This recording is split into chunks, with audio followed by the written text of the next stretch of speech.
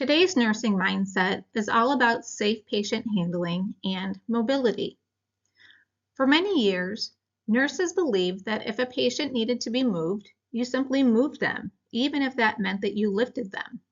In fact, many nurses wore back injuries almost like a badge of honor, as if getting hurt was just part of the profession. Today, we know better. Research has shown that repeated lifting, repositioning, and transferring patients leads to thousands of preventable injuries every year. That's why healthcare shifted from manual lifting to safe patient handling and mobility, or SPHM. As you can see at the top of this graphic, the goal is simple. Protect the patient, protect yourself. The goal isn't to see how much you can lift. The goal is to make sure no one gets hurt.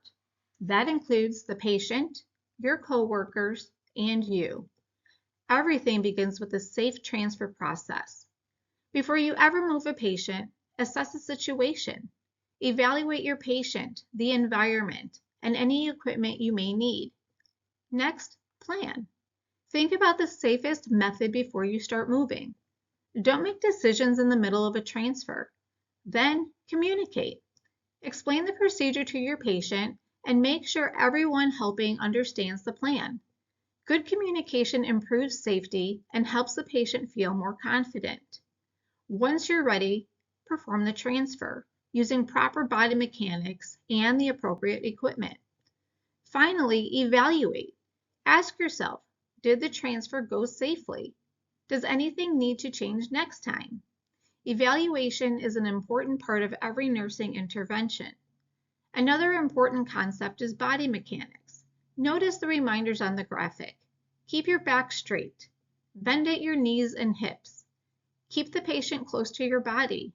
And remember, use your leg muscles, not your back. Good body mechanics reduce strain on your body and help prevent injury over the course of your career.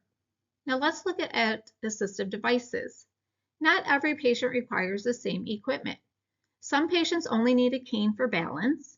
Others may require a walker for greater stability.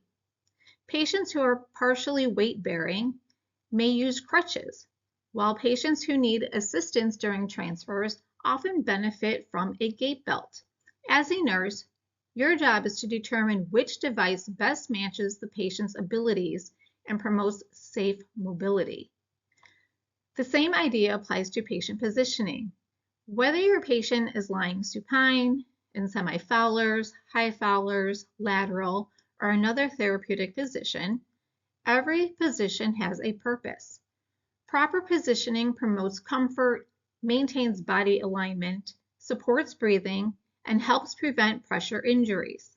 When it comes to moving patients in bed, remember, whenever possible, move the patient. Don't lift the patient. Use slide sheets, friction-reducing devices, or additional caregivers instead of relying on your own strength. The image also highlights several examples of safe patient handling equipment, including sit-to-stand lifts, Hoyer lifts, powered stretchers, and specialty beds. These tools aren't there because nurses aren't strong enough. They're there because strong nurses use the safest equipment available.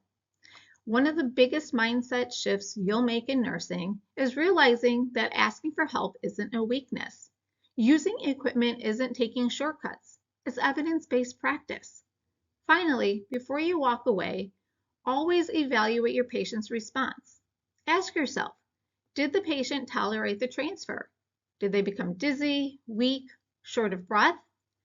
Are they comfortable and properly aligned? Do they need additional assistance in the next time they move? These questions help determine whether your plan was successful or if changes need to be made. I'd like to leave you with one final thought. The safest nurses aren't the ones who can lift the most weight. They're the ones who constantly stop, assess the situation, choose the right equipment, communicate with their team, and make safety their priority every single time. Remember, protect the patient, protect yourself.